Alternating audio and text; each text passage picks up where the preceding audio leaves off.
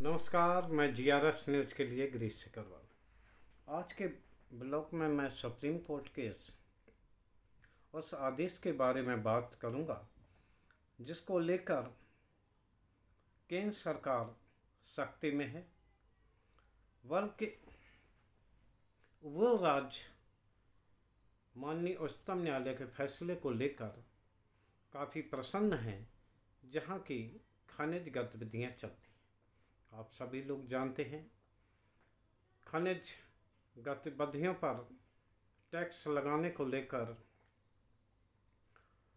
काफ़ी दिनों से या यूँ कह लीजिए 25 साल से ये मुकदमा पेंडिंग था। केंद्र सरकार का ये कहना था कि राज्य को कोई अधिकार नहीं है, राज्य केवल रॉयल्टी वसूल सकती है।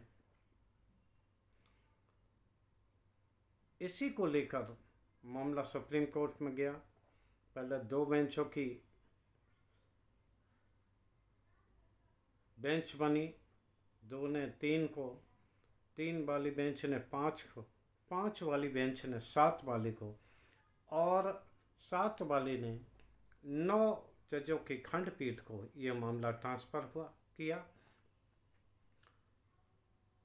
आज 9 जजों के खंडपीठ ने एक महत्वपूर्ण फैसला सुनाया है। मुख्य न्यायाधीश डीवाई चंद्रचूड़ की अगुवाई में ये फैसला आया, जिसे कि लगभग सर्वसम्मत माना जा सकता है। केवल बेंच में शामिल बीबी नागरत्ना ने इस बारे में असहमत जताई। 8 जजों ने इसका समर्थन किया कि राज्यों को खनिज गतिविधियों पर मिलने वाली रॉयल्टी कोई टैक्स नहीं है। उन्होंने इस बात को स्पष्ट किया कि खनिज गतिविधियों वाले राज्य टैक्स लगा सकते हैं और उसका पुनर्निर्धारण भी कर सकते हैं।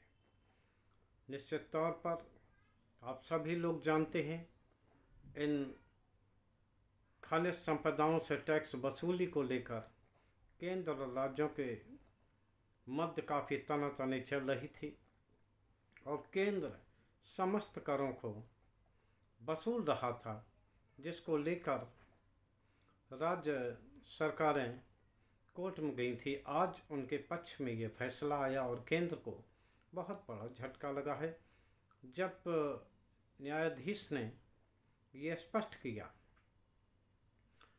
कि खनिज गतिविधियों वाले राज्यों में अब टैक्स का अधिकार राज्यों को होगा, यानी कि राज्य टैक्स लगा सकेंगे, उनका संशोधन कर सकेंगे और वो टैक्स निश्चित तौर पर राज्य के खाते में जाएगा।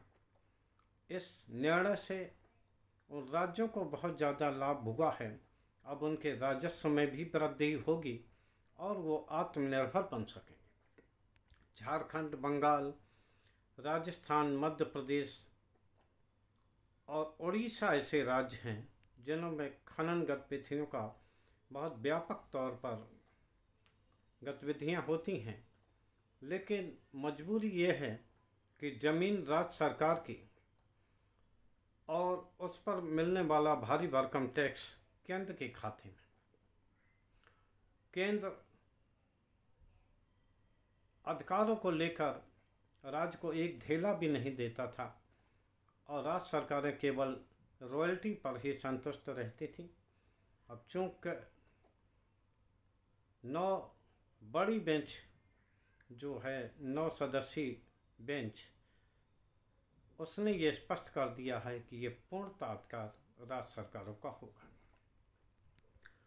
निश्चित तौर पर अब उन राज्य सरकारों को जो कि खनिज संपदा के मामले में बहुत मजबूत हैं, लेकिन आर्थिक दृष्टिकोण से वो बहुत कमज़ोर हैं, निश्चित तौर पर अब उन राज्यों को आर्थिक रूप से वो स्वावलंबी बनेंगे और उनकी आर्थिक गतिविधियां और भी ज़्यादा मजबूत होंगी।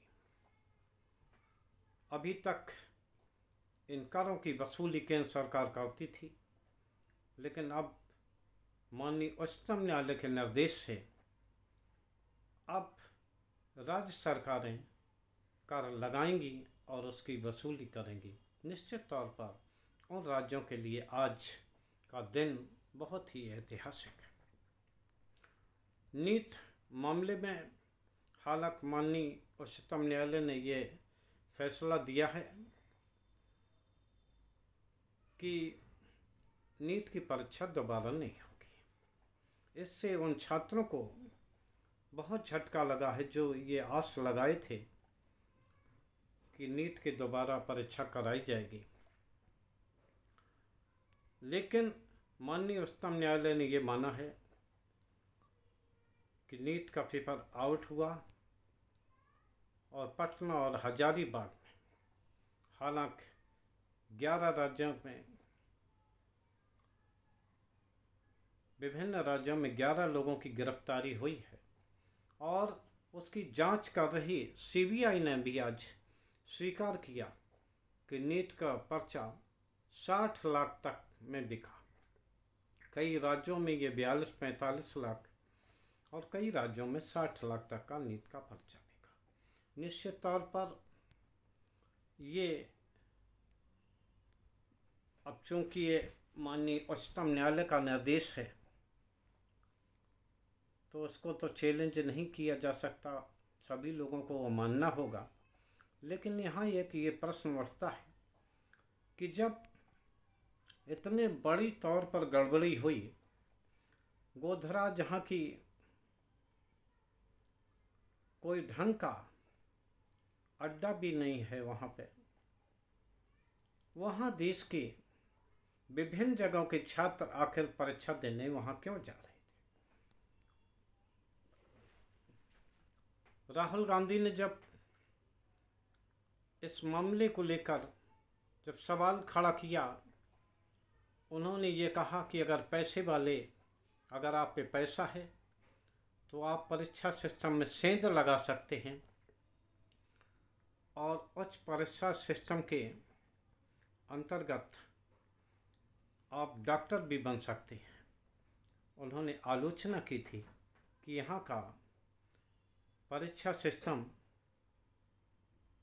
बहुत ही रद्दी है, जिसको लेकर माननीय शिक्षा मंत्री धर्मेंद्र प्रधान ने भी आपत्ति जताई थी।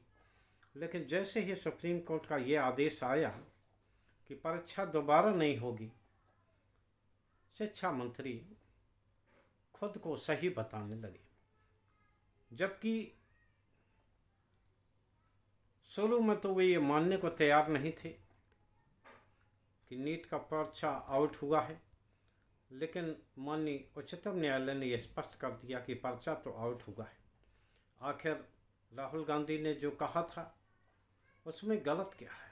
अब सीबीआई ने भी उसकी पुष्टि कर दी है कि पर्चा 60 लाख तक का बिका।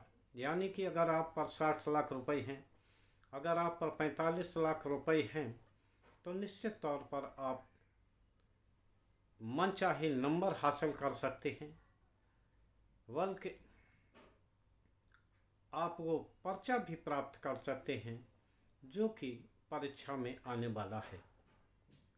निश्चित तौर पर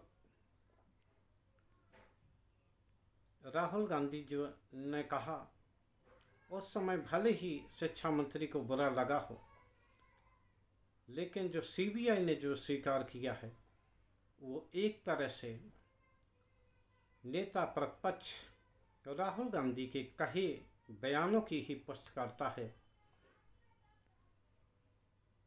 स्वीकार करना होगा कि निश्चित तौर पर देश में 2 खांचे बने हैं, 2 लोगों के लिए परीक्षा व्यवस्था है। एक उनकी है जो मेहनत के बल पर काम करते हैं और उनको अच्छा स्कूल नहीं मिलता, और एक वो लोग हैं जिन पर पैसों की कोई कमी नहीं है और वह पैसे के बदौलत न सिर्फ अच्छी रैंक हासिल कर लेते हैं, बल्कि उनका एडमिशन भी सरकारी स्कूलों में हो जाता है। एक प्रकार से ये न सिर्फ छात्रों के साथ भेदभाव है, बल्कि परीक्षा व्यवस्था की नाकामी को भी दर्शाता है। आज के ब्लॉग में बस इतना ही। जय हिंद, जय भारत।